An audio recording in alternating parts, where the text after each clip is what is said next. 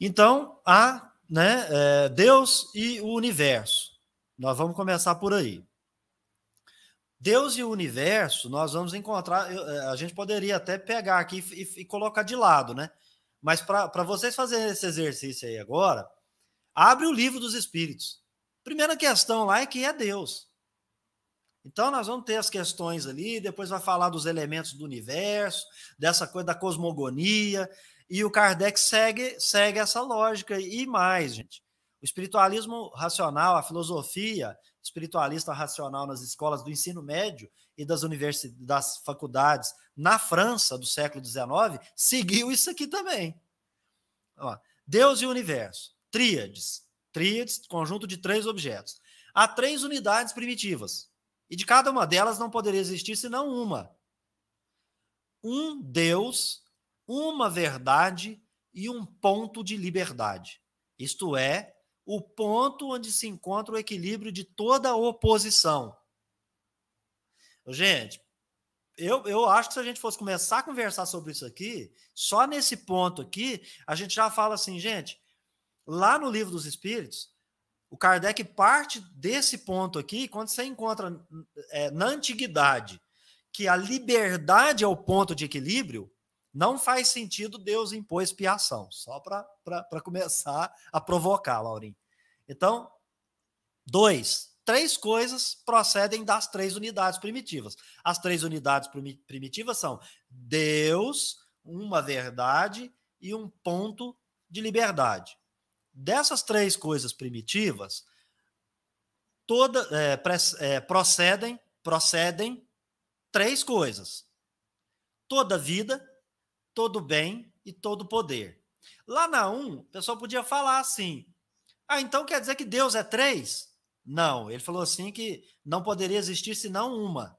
Deus, uma verdade e um ponto de liberdade. Então você precisa entender filosoficamente, né, Laurinho? Tem uma ideia aqui.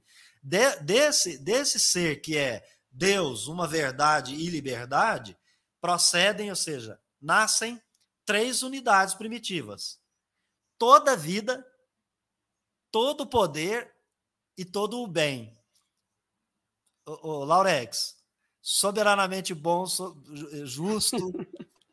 Você acabou de dizer aqui, eles estão acabando de referir aqui o livro dos Espíritos, né? Os atributos da divindade. É o item 13, 13 de O Livro dos Espíritos, né? Se a gente esmiuçar isso aqui, a gente chega a esse princípio.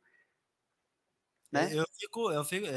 Esses textos me emocionam muito, viu, Laurinho?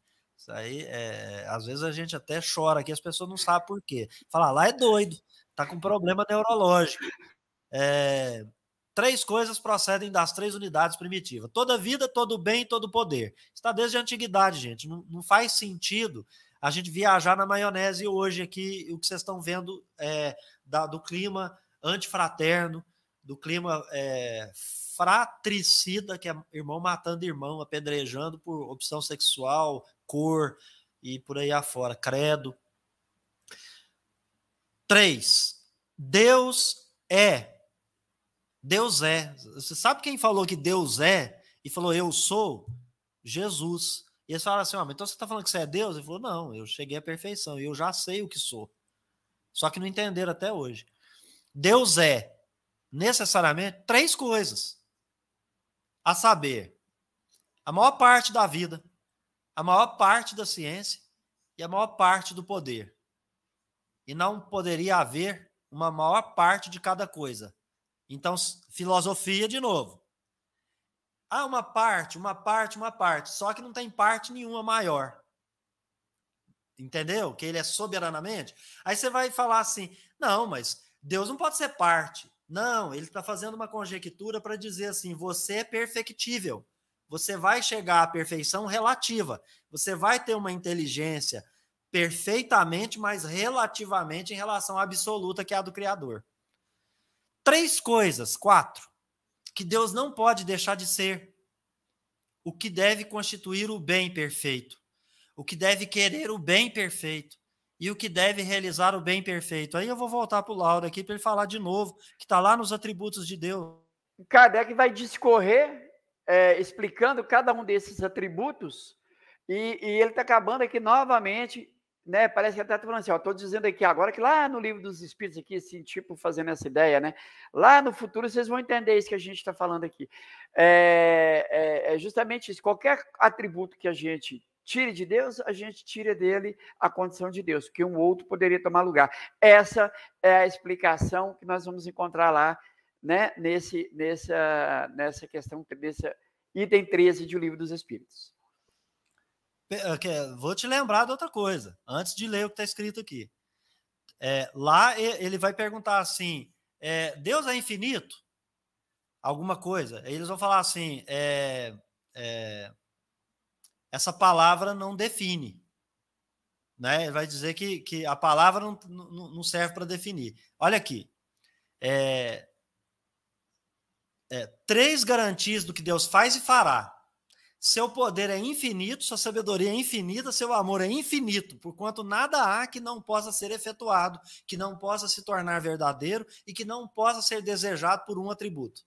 Então, o Kardec vai dialogar com os espíritos com base aqui, claro, lá na filosofia, e gente, espiritualismo racional, do ponto de vista filosófico do século XIX, ele vai levantar essas questões do gênero humano, de onde eu vim, o que eu sou e para onde eu vou.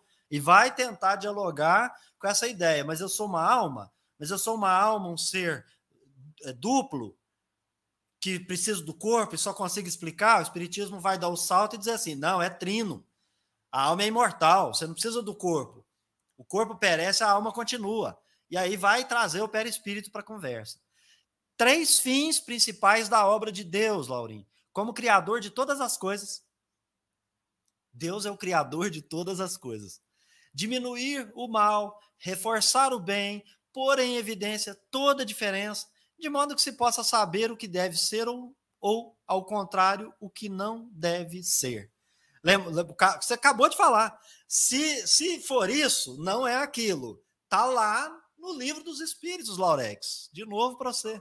É verdade. Aqui, né, é a progressão do espírito, né? É o espírito saindo do simples e ignorante. Deus é o criador de todas as coisas. Então, o que me chamou a atenção aqui, né, de todas as coisas, diminuir o mal, né? Conforme nós vamos desenvolvendo a inteligência, aplicando a moral de forma com discernimento. Esse mal, né, que é a ignorância, tende a acabar, reforçar o bem, cada vez mais praticar o bem na sua forma mais clara, né, bem consciente, e pôr em evidência toda a diferença, de modo que se possa saber o que deve ser ou, ao contrário, o que não deve fazer. É interessantíssimo isso aqui, viu, Beto? Muito, muito. Ele está falando trocando em miúdos o que você disse aí. Ele falou da escala espírita e ele deu uma metodologia aqui para você proceder no método científico da observação, como é que você parte do efeito para descobrir qual é a causa. Porque ele vai para os efeitos, e o Kardec escreve isso quando está aplicando cientificamente. Ele fala assim, isso aqui, sendo isso, não pode ser aquilo outro. Ele vai falar assim, peraí, mesa não pensa, mesa não fala, mesa não responde pergunta. Então, pelo efeito, ele começa a remontar para as causas. E aí, nós chegamos nas questões metafísicas, que ele faz o caminho contrário e chega nas questões metafísicas. Ele fala assim, bom, isso aqui não pode ser criação humana. Isso aqui tem que ser uma criação de Deus. Só para dar um exemplo aqui de tudo que a gente encontra, né? Aqui, senão a gente fica trazendo muita informação e destoa do assunto. Prosseguindo, Laurinho. 3 coisas que Deus não pode deixar de conceder. O que há de mais vantajoso, o que há de mais necessário, o que há de mais belo para cada coisa. Lauro, e o mal? O mal não existe. Não, mas então o que é o mal? É a ignorância do ser humano. Por quê? Porque se Deus tem todos aqueles atributos que foi falado lá atrás, tudo que procede dele tem que ser vantajoso, necessário e belo. Você não pode colocar coisa diferente aí. Vou ler mais um e passo para você. 3 poderes da existência. Não pode ser de outro modo, não ser necessariamente outro e não poder ser melhor pela concepção. E é nisso que está a perfeição de todas as coisas. Está falando das leis naturais e imutáveis, Laura. Passo para você. É isso, né? Aqui, se eles tivessem conhecimento do que o Espiritismo nos ensina, que Deus age por leis perfeitas e imutáveis, eles resumiriam tudo isso aqui assim: Deus age sobre leis perfeitas e imutáveis, porque o que é perfeito, né, não vai agir de forma imperfeita. É o que é o bom, né, o infinitamente bom, não tem espaço para o mal. Então, quer dizer, é uma progressão contínua do espírito humano para atingir uma perfeição relativa. Se eles tivessem esse conhecimento, com certeza eles diriam isso. Laurex, olha essa aqui. 3 coisas vão prevalecer necessariamente: o supremo poder, a suprema inteligência, o supremo amor de Deus. Então, né, vou deixar você falar. As 3 grandezas de Deus: vida perfeita, ciência perfeita, poder perfeito. Ué, então Deus não quer religião, não? Ele quer ciência? Consciência? Por fim, nesse 11º aqui, 3 causas originais dos seres vivos. Nós viemos de onde? Né? Olha que interessante. Amor divino, suprema inteligência, sabedoria suprema, pelo conhecimento perfeito de todos os meios. E o poder divino, os círculos, 3 círculos. Há 3 círculos de existência. O círculo da região vazia, selgante, onde, exceto Deus, não há nada vivo, nem morto, e nenhum ser que Deus não possa atravessar. Então, esse é o primeiro círculo. Então, ele está falando, Deus está fora e Deus não está dentro da criação. Deus não faz parte da criação. Ele é um autocriado, né? Ele é um incriado, mas ele não está... ele pode preencher com seu amor, etc., que é a forma que eu entendo. Depois o Lauro fala do jeito que ele entende lá. O ciclo da migração. Então, primeiro Deus, Criador, ali, né, é só Deus. Deus é um. Se tivesse 2, seria 2 deuses? Não, lá só Deus. Agora o ciclo da migração, a Brede, onde todo ser animado procede da morte e o homem o atravessou. Então, ele está falando aqui que reencarnou, procede da morte, você poderia entender como proveniente do mundo espiritual, reencarna na matéria, né? E por que o homem, o ser humano, atravessou? Porque tem o ciclo de viver e morrer. Aí depois vai dizer, o círculo da felicidade, onde todo ser animado procede da vida e o homem atravessará o céu. Ou seja, ele está falando aqui, a meu modo de ver, que é o Ginfid, acredito que seja essa a palavra que está escrito, onde todo ser, né, animado, seria quando o espírito chegou naquele grau de perfeição que ele não está obrigado a reencarnar. Seria essa ideia para a gente fazer uma conjectura aqui. E naquela imagem que eu mostrei, aqueles círculos, né? Passo para você, Laura, para você comentar. Beto, seria repetir, né? Eu penso que ele está falando aqui da evolução do espírito humano, né? Ele está tratando disso, da evolução. Então, uma hora na matéria, uma hora no mundo espiritual, volta até chegar, como diz ele aqui, né? Atravessará no céu, ou seja, quando se torna espírito puro, né? Eu imagino que seja isso também. O próximo aí dá meio que uma explicada, né? Que ele fala assim: 3 estados sucessivos dos seres animados. Animados, então, nós estamos entendendo o espírito que reencarnou. Aí como é que dá esse processo? Escala espírita. O estado de descida do abismo, quer dizer, saiu do abismo, o que é? Criou, né? Tem lá uma ideia de, no princípio era o caos, lembra das escrituras? No princípio era o caos, não sei o quê. Mas o espírito foi criado por Deus simples e ignorante. Depois o estado de liberdade, a liberdade na humanidade de novo. E o estado de felicidade no céu. Não tem expiação, não tem imposição de expiação, porque o estado é de liberdade, de conhecer para escolher, né? E depois parar de ser sofredor para ser feliz, mas você que descobre isso. O indivíduo, no seu progresso como espírito, é que vai descobrir o estado de felicidade. Ele vai investigar isso. 3 fases necessárias de toda a existência em relação à vida. O começo em Anofim, a transmigração em Abred, a plenitude em Gifid, e sem essas 3 coisas nada pode existir, exceto Deus. Aí tem um resuminho aqui, eu passo para você. Em resumo, sobre esse ponto capital da teologia cristã, assim como Deus, em seu poder criador, tira as almas do nada, as tríades não se pronunciam de maneira precisa. Depois de terem revelado Deus em sua esfera eterna e inacessível, elas mostram simplesmente as almas originando-se nas camadas mais profundas do universo, no abismo, daí passam para o círculo das migrações Abred, onde seu destino é determinado através de uma série de existências, conforme o bom ou mau uso que haviam feito de sua liberdade. E, por fim, se elevam ao círculo supremo, Ginfid, onde as migrações cessam, onde não mais se morre, e onde a vida transcorre em completa felicidade, em tudo conservando sua atividade perpétua em plena consciência de sua individualidade. Seria preciso, com efeito, que o druidismo caísse no erro das teologias orientais que levam o homem a ser finalmente absorvido no seio imutável da divindade. Porquanto, ao contrário, distingue um círculo especial, o círculo do vazio do infinito, Selgante, que forma o privilégio incomunicável do ser supremo, no qual nenhum ser, seja qual for o seu grau de santidade, jamais poderá penetrar. É o ponto mais elevado da religião, visto marcar o limite fixado ao progresso das criaturas. Ele está falando da religião dos celtas, dos druidas, né? Isso aqui não é o espiritismo que vai dizer isso. O espiritismo não vai recuperar tudo e só aplicar, fazer um compilado, não. O espiritismo vai dialogar com os espíritos, a gente até mencionou a questão do infinito, que eles vão trazer outras informações, mas antes de prosseguir, passo para você, Laurex.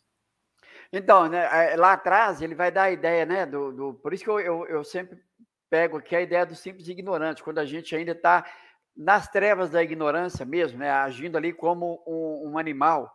Depois, quando ele desperta a inteligência, a consciência, e começa a poder escolher entre o bem e o mal, aí começa a ter a liberdade, né? E depois, quando a gente alcança o estado de angelitude, onde não mais precisa reencarnar, viu, Beto? Mas vamos seguir. Vamos, Laurinho. Aí nós estamos agora no o traço.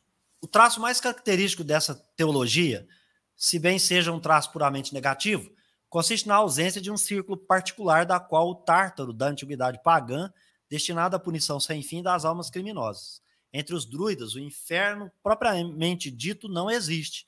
A seus olhos, a distribuição dos castigos se efetua no círculo das migrações, pelo comprometimento das almas em condições de existências mais ou menos felizes, onde sempre senhoras de sua liberdade espiam suas faltas pelo sofrimento e se predispõem pela reforma de seus vícios a um futuro melhor. Em certos casos, pode mesmo acontecer que as almas retrogradem até aquela região do Anofim onde se originam e a qual quase não se pode dar outro significado senão da animalidade. Por esse lado perigoso, a retrogradação, que nada justifica, visto que a diversidade das condições de existência no círculo da humanidade é perfeitamente suficiente, a penalidade de todos os graus, o druidismo teria então chegado a resvalar até a metempsicose. Mas esse extremo deplorável, a qual não conduz nenhuma necessidade da doutrina do desenvolvimento das almas pela vida das migrações, como se verá pela série de tríades relativa ao regime do círculo de Abred. Parece ter se ocupado no sistema da religião apenas, parece ter ocupado no sistema da religião apenas um lugar secundário, né? Kardec já faz uma defesa do que virá a seguir. Salvo algumas obscuridades que talvez resultem de uma língua cujas sutilezas metafísicas não nos são ainda bem conhecidos, as declarações das tríades relativas às condições inerentes ao círculo de Abred espargem as mais vivas luzes sobre o conjunto da religião druídica. Respira-se aí um sopro de superior originalidade. O mistério que oferece à nossa inteligência, o espetáculo de nossa existência atual, adquire nela uma feição singular, que não se encontra em parte alguma.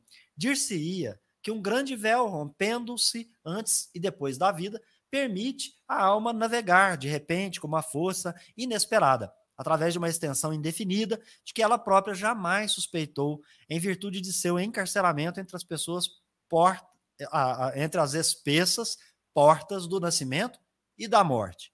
Seja qual for o julgamento a que chegamos quanto à verdade dessa doutrina, não podemos deixar de convir que é poderosa, refletindo sobre o efeito que esses princípios inevitavelmente deviam produzir sobre as almas ingênuas. Sua origem e seu destino é fácil dar-se conta da imensa influência que os druidas haviam naturalmente adquirido sobre o espírito de nossos antepassados. Em meio às trevas da antiguidade, esses ministros sagrados não podiam deixar de aparecer aos olhos das populações como os reveladores do céu e da terra. Eis o texto notável de que se trata, o círculo de Abred. 3 coisas, prossegue no 14, necessárias no círculo de Abred. O menor grau possível de toda a vida, e daí o seu começo. A matéria de todas as coisas, e daí o crescimento progressivo, que só se realiza no estado de necessidade, e a formação de todas as coisas, da morte, e daí a debilidade das existências. Eu vou lendo aqui, Laurinho, você me faz o sinal aí ou me toma a palavra, por favor, tá? 3 coisas das quais todo ser vivo participa, necessariamente pela justiça de Deus. O socorro de Deus em Abred, porque sem isso ninguém poderia conhecer coisa alguma, o privilégio de participar do amor de Deus e o acordo com Deus quanto à realização pelo poder de Deus enquanto for justo e misericordioso.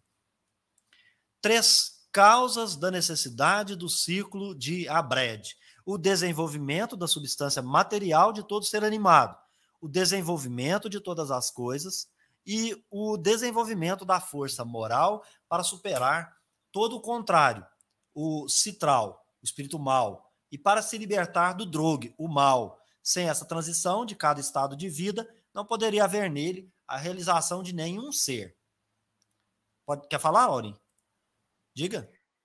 Então, pegar esses textos aqui e colocar eles de par com a doutrina, com as obras, né, estudando os princípios que o Espiritismo nos ensina, a gente compreende bem isso aqui. Né? Lá atrás ele vem dizer sobre espiar, por exemplo, né? Olha, quando o espírito já se esforça para superar vícios.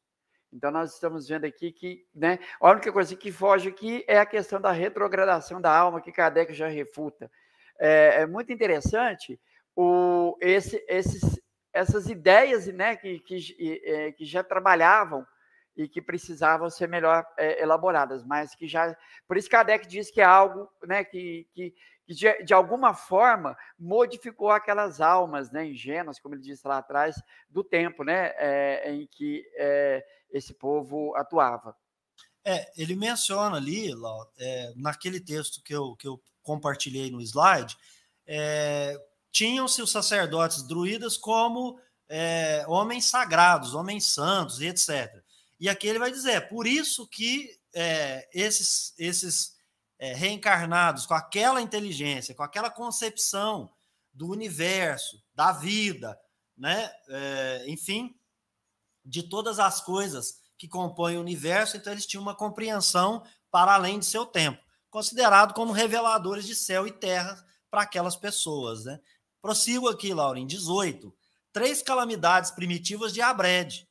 A necessidade, aí, reencarnação é uma necessidade, 132 do Livro dos Espíritos. A ausência de memória, então a gente tem o véu do esquecimento. E morte, porque o corpo perece, o espírito, a alma imortal. Por que morre? Para ter nova oportunidade. Né? 19. 3 condições necessárias para chegar à plenitude da ciência. A ciência lá. Transmigrar em Abred, transmigrar em Guinfide, o Guinfide, e recordar-se de todas as coisas passadas até no fim. Então quer dizer que vai ter um momento em que o espírito está com a capacidade de recordar. Enquanto não, ele precisa das reencarnações, deixando o que ele conhece naquela vida de reencarnado de lado, para ele adquirir novos conhecimentos. Até é algo interessante, dependendo do meu nível evolutivo, eu quero parar naquele conhecimento e falar, não, isso aqui já está bom, como tem, né, entre nós. 3 coisas indispensáveis no círculo de Abred. A transgressão da lei, visto não poder ser de outro modo. A liberação pela morte antidrogue e citral. O crescimento da vida e do bem pelo afastamento do drogue na liberação da morte. E isso pelo amor de Deus que abrange todas as coisas. Eu acho aqui, Laurinho, especulando, que o amor de Deus é a misericórdia divina. Ele está falando do mal, né? Do drogue ali, do mal, essa coisa toda. E ele está falando assim, a liberação, né? Que é tipo assim, você já libera dessa experiência, vai ter uma outra nova, vem o crescimento da vida, do bem, né? Que é um processo longo. Mas ele fala algo interessante. Primeiro, a transgressão da lei. E o simples ignorante, o que ele faz todo o tempo? Ele não conhece nada. A lei natural, ele vai lá e ele transgride, porque ele só vai conhecer a partir do momento que ele transgride. Isso é científico, Lauro. Não tem jeito de você aprender se você não se relacionou com aquele objeto. Né? Então, como é que eu sei que é uma lei? Como é que eu sei que é regular? Como é que eu vou aprender com aquilo? A primeira ideia é fazer uma escolha. Então, ele vai dizer assim, olha, transgressão da lei faz parte. Por isso que não tem o castigo, a prova, aquela coisa, o castigo e a recompensa, melhor dizendo.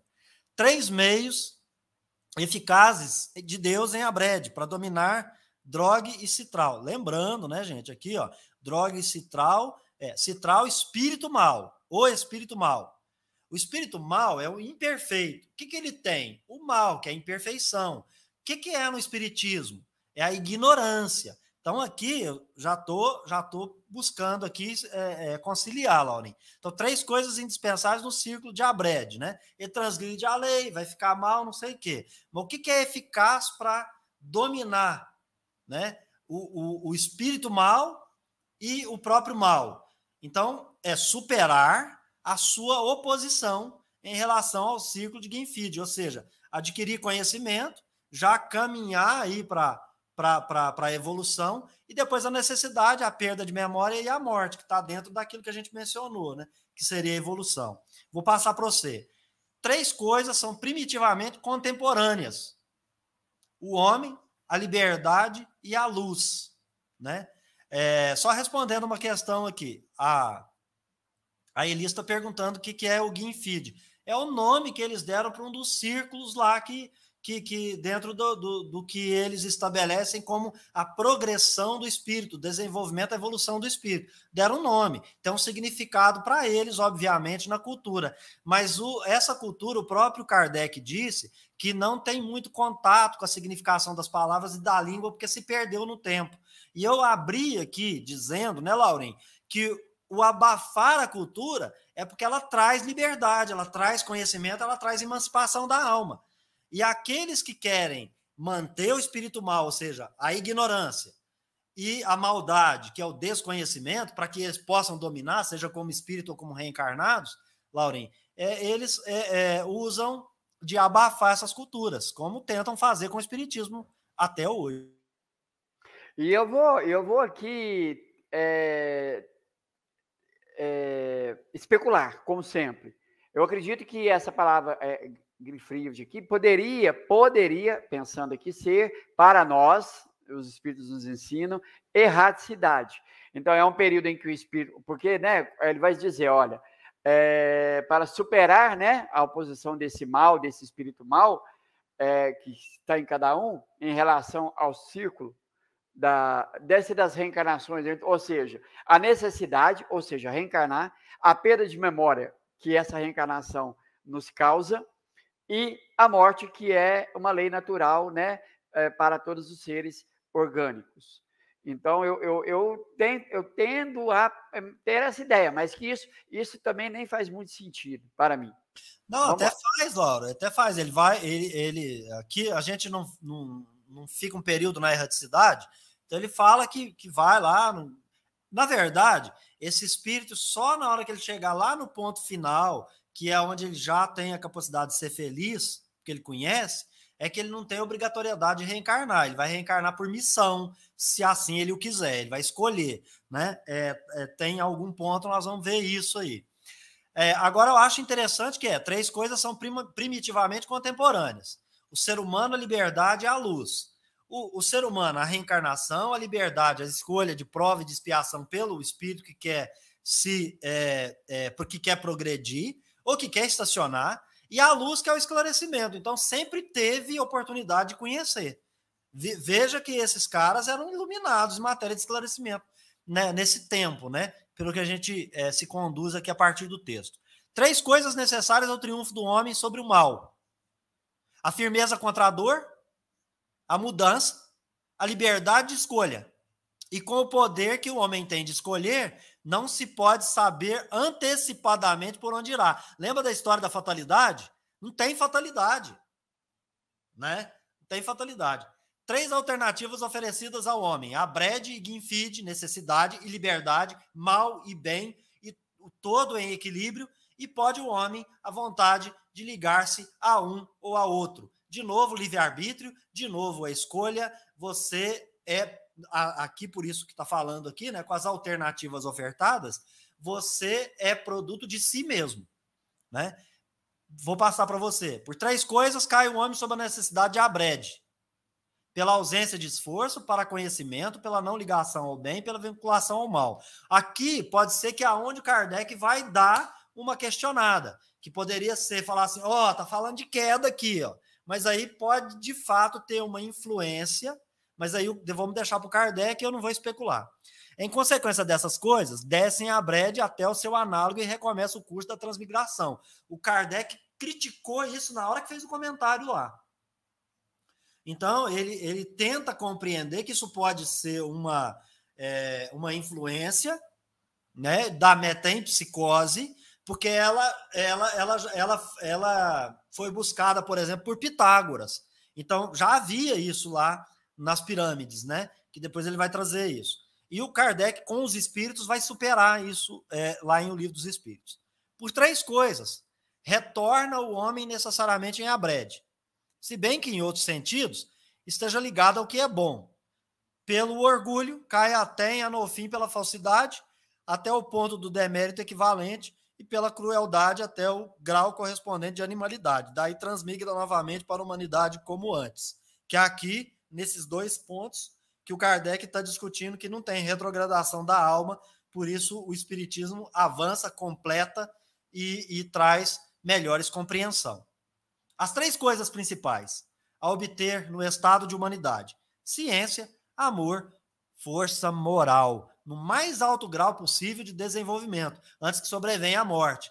É o ato do dever livre e consciente do ser humano quando está encarnado. Isso não pode ser obtido anteriormente ao estado de humanidade, e não pode ser senão pelo privilégio da liberdade e da escolha. Essas 3 coisas são chamadas as 3 vitórias. Lauro, depois você pode pegar essa aqui para você comentar, porque aqui é muito bacana.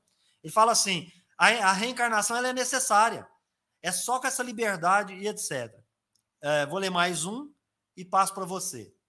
Aliás, perdão, vou ler mais 2. Há 3 vitórias sob Grog e Citral: a ciência, o amor e a força moral, porque o saber, o querer e o poder realizam o que quer que seja em sua conexão com as coisas. Essas 3 vitórias começam na condição de humanidade, se demoram eternamente. Olha que interessante, simples e ignorante, o patrimônio que você amealha, você não perde jamais. Então isso aqui já está entrando em contraposição àquela transmigração lá que ele disse, aquela suposta retrogradação, que é outra advertência que o Kardec faz, que ele fala assim, pode ser que aqui ficou em suspenso, porque na hora que chega esse 18, as vitórias, ela traz uma ideia diferente, né? E ô Lauro, saber, querer e poder, hein? Por fim, 3 privilégios da condição do ser humano: o equilíbrio do bem e do mal, e daí a faculdade de comparar, a liberdade na escolha, e daí o julgamento, e a preferência, e o desenvolvimento da força moral em consequência do julgamento, e daí a preferência. Essas 3 coisas são necessárias à realização do que quer que seja, Laurinho. Antes de passar, muito texto tem aí pela frente, Laurinho, passo para você. Então, eu só queria resumir tudo isso, né? Lá atrás falou amor, né, da humanidade, depois fala em instrução, fala em ciência, e eu lembro aqui do Espírito da Verdade nos chamando a amar e nos instruir, né? Nos instruindo para que a gente possa saber amar. Sempre fazendo essas ligações aí. Beto, vamos embora.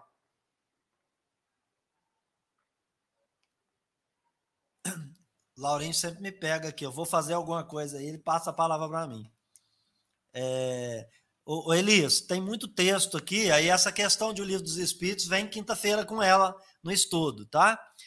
Assim, em resumo, o princípio dos seres no seio do universo dá-se no mais baixo ponto da escala da vida.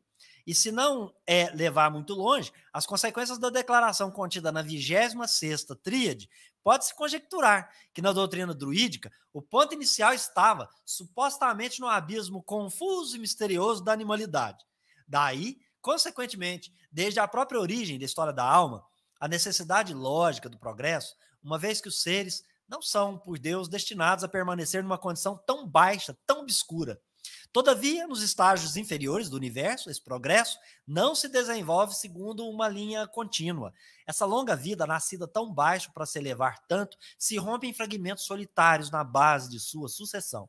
Mas, graças à falta de memória, sua misteriosa solidariedade escapa, pelo menos por algum tempo, à consciência do indivíduo. São essas interrupções periódicas no curso secular da vida que constituem o que chamamos morte, de sorte que a morte e o nascimento, em uma visão superficial, formam acontecimentos tão diversos que não são, na realidade, mais que duas faces do mesmo fenômeno, uma voltada para o período que se acaba, a outra para o que se inicia. Considerada em si mesma, a morte não é uma calamidade verdadeira, mas um benefício de Deus que, rompendo os hábitos estreitíssimos que havíamos contraído com a nossa vida presente, compartilhar aqui, Laurinho, estamos fora aqui, transporta-nos às novas condições e dá lugar, desse modo, a que nos elevemos mais livremente a nossos progressos. Assim, como a morte, a perda de memória que a acompanha deve ser tomada também como um benefício. É uma consequência do primeiro ponto. Porque se a alma, no curso dessa longa vida, conservasse claramente suas lembranças de um período a outro, a interrupção não seria mais que acidental e não haveria nem morte propriamente dita, nem nascimento, visto que esses dois acontecimentos perderiam, desde então, o caráter absoluto que os distingue e lhes dá força. Até mesmo do ponto de vista dessa teologia, pode ser considerado um benefício no que concerne aos períodos passados, em relação ao homem em sua condição presente. Essa teologia que ele está dizendo é teologia da religião celta, viu? Não do espiritismo. O espiritismo não tem teologia, não.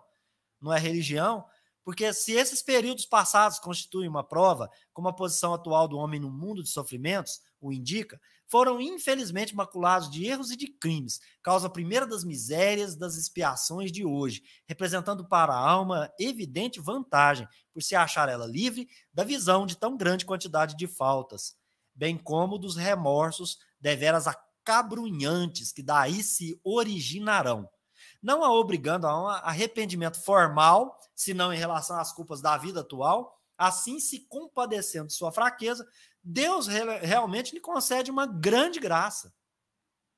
Enfim, segundo essa mesma maneira de considerar o mistério da vida, as necessidades de toda a natureza que estamos submetidos neste mundo e que desde o nosso nascimento determinam por uma sentença, por assim dizer, fatal, a forma de nossa existência no presente período, constitui um último benefício tão sensível quanto os dois outros. Porque, em definitivo, são essas necessidades que dão à nossa vida o caráter que melhor convém às nossas expiações e às nossas provas, e, conseguintemente, ao nosso desenvolvimento moral.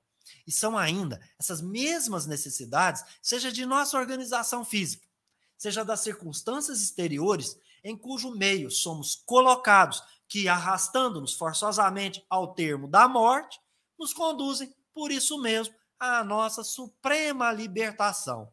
Em resumo, como dizem as tríades em sua enérgica concisão, aí está todo o conjunto e as três calamidades primitivas, bem como os três meios eficazes de Deus em abrede. Entretanto, mediante qual conduta a alma realmente se eleva nesta vida e merece alcançar após a morte um modo superior de existência? A resposta que dá o cristianismo a essa questão fundamental é de todos conhecida. É sob a condição de destruir em si o egoísmo e o orgulho, de se desenvolver na intimidade de sua substância os valores da humildade e da caridade, únicos, eficazes e meritórios perante Deus. Bem-aventurados os brandos, diz o Evangelho. Bem-aventurados os humildes. A resposta do druidismo é bem diferente e contrasta claramente com esta última. Segundo suas lições, a alma se eleva na escala das existências, com vistas a fortificar sua personalidade, através do trabalho sobre si mesma, resultando que naturalmente obtém pelo desenvolvimento da força do caráter, aliada ao desenvolvimento do saber.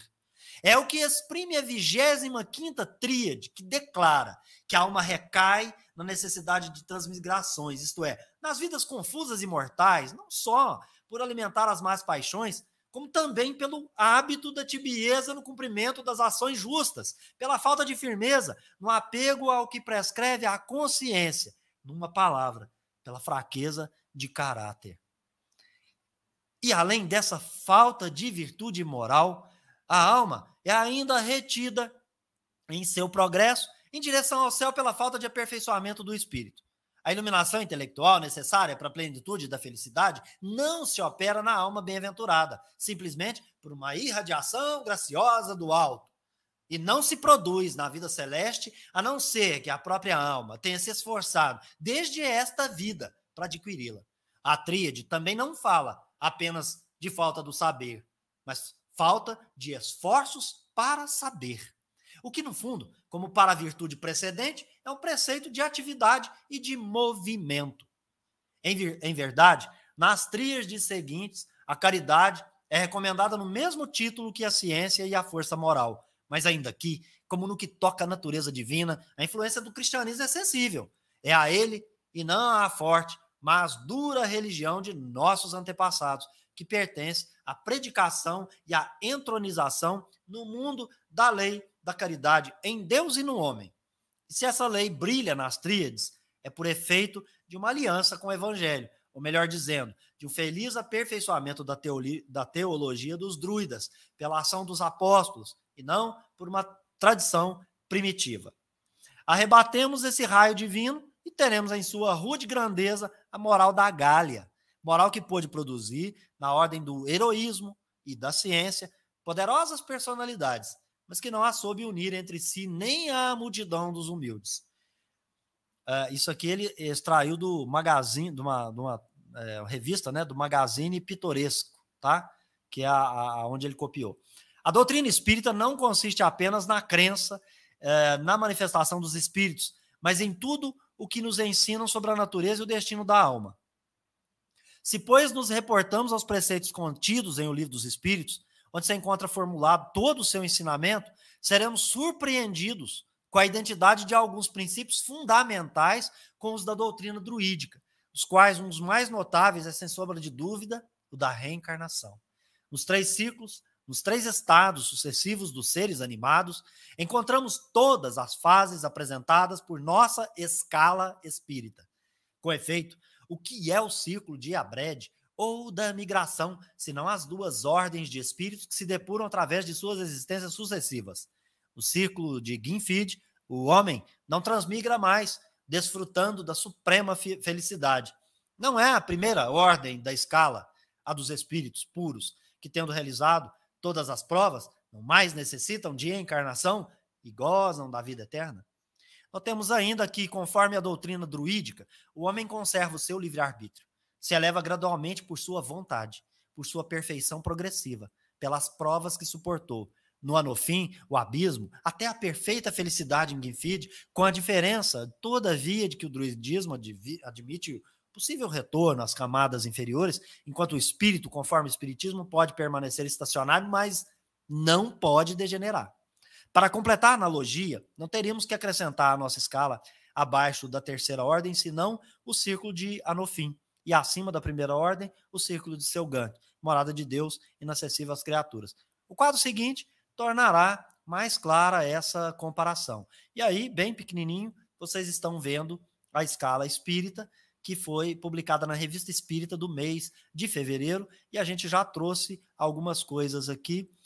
Lauro, vou passar para você, achei de todo importante e interessante. Vou remover da tela, mas se você precisar, você acompanha por aí, por você, tá? Tá com você. Ô Beto, o que eu achei interessante, né? Kardec vai discorrer, então, desde nosso estágio como espírito humano, a necessidade da reencarnação, né? E é por meio da reencarnação que o espírito vai progredir, isso conforme os princípios da doutrina espírita.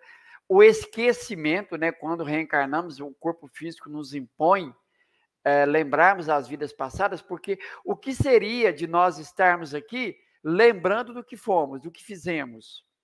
Imagine, né, cada um de nós estando com pessoas que no passado nós não nos relacionamos muito bem de alguma sorte, fazendo mal uns para os outros. Como que seria esse progresso se não há essa quebra de lembrança? Então, aí já está uma das grandes misericórdias de Deus, proporcionar ao Espírito, a cada nova reencarnação, como vai dizer nos livros dos Espíritos, é uma nova etapa para o Espírito. É como se ele estivesse partindo do zero ali naquela reencarnação, porque aí ele pode, a partir dali, buscar conquistar conhecimento e virtudes, né? E Kardec, então, aqui nesse longo trecho, ele vai descartar a ideia da degeneração da alma, da queda. E aqui, Beto, eu entendi que Greenfield, lá, não sei como é o estado de espírito puro, né? Onde não precisa mais reencarnar. Não como eu pensei ser erraticidade. Não, Laura, eu continuo concordando com você que dá uma ideia de erraticidade, ele só quis dizer que chega a um ponto do espírito puro. Aí poderíamos até questionar se nós não estaríamos naquelas moradas na casa do Pai, conforme o Santo Agostinho descreve os mundos felizes, regeneradores, transição, prova, expiação e etc. E aí, claro, obviamente que a gente sabe que tem um certo ponto que você não vai estar diante daqueles espíritos. Mas eu tendo aqui, a gente já falou sobre isso, a compreender que nós estamos falando da erraticidade. Só que nesse caso aí, a gente falou das moradas. Até que ponto você vai chegar? Vamos pensar, quando é que eu vou estar relacionando diretamente com o espírito puro? Quando eu me tornar espírito puro. Porque, do contrário, só ele que se relaciona comigo. Eu não chego até ele. Então seria isso. Eu entendi o que você disse. Acho que não precisa fazer reparo, não. A gente está sempre falando da erraticidade, a erraticidade aí, né? Todos os graus de espírito estão lá, né? E aqui o texto... Eu acho que o texto, Laurinho, foi autoexplicativo, o Kardec deixa claro, e a gente também precisa deixar para as pessoas ter o prazer e a oportunidade de ir lá e ler. Senão também a gente fica aqui 2 horas juntos, a gente já completou 2 aulinhas aqui de 50 minutos, né? Então eu vou passar para o Lauro fazer as considerações finais e despedir de todos. Bom, pessoal, a única coisa que eu quero deixar aqui é que as pessoas falam do espiritismo religioso se assemelhando à religião dos druidas. Mas eu gostaria muito que as pessoas voltassem lá e percebessem livre-arbítrio, escolha, não tem imposição de prova, de expiação, está escrito no texto, o Kardec repete, e ele fala que isso é necessário para a evolução do espírito. Inclusive, que eu possa estacionar pela minha própria falta de esforço em querer buscar o conhecimento. Com isso, eu encerro a minha participação e passo para você, encontrando com vocês no próximo vídeo, que é amanhã, com a Tânia Maia, o Lauro, com a livre-arbítrio e fatalidade, ou fatalidade e livre-arbítrio. E na terça-feira, que é o feriado, a gente vai falar do Dia dos Mortos, no Espiritismo, né? Tem tudo a ver, 2 de novembro, Lauro Rodrigues. E o que foi bom aqui nessa leitura toda, porque a leitura foi feita na íntegra. Então, às vezes, você quer acompanhar fazer um estudo, você pode pegar a leitura do Beto, e acompanhar que foi completinha, só não lemos aqui de fato o quadro da escala espírita que a gente tem na Revista Espírita. E eu quero também agradecer, né, por estar aqui e essa oportunidade de poder estudar. Me despeço com esse sentimento de gratidão a todos e, é claro, a Deus por podermos estar aqui reunidos em torno de estudar o Espiritismo. Gratidão a todos, fiquem com Deus.